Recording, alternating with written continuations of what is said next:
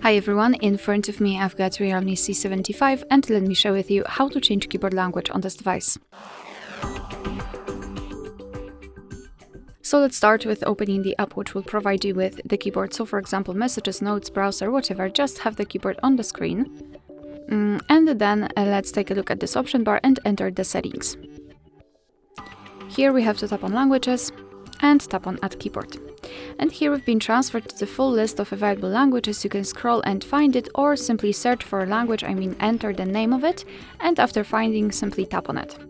Now you can choose the keyboard type, so just mark the option like to use and tap on done, and the language has been immediately applied to the list. And before I'll show you how to remove the previous language or any other language, let me go back to the keyboard to show you how to use it with 2 or more languages added. Here we've got the hint, which means that the most important key is this one, the language key with the globe icon, because thanks to it we can simply change the keyboard types. What is more, the spacebar, it's not empty anymore. Right now we've got the name of the language we're currently using.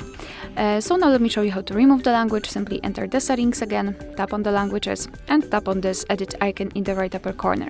Mark the language and tap on the trash bin icon, and as you can see we've got only one language applied.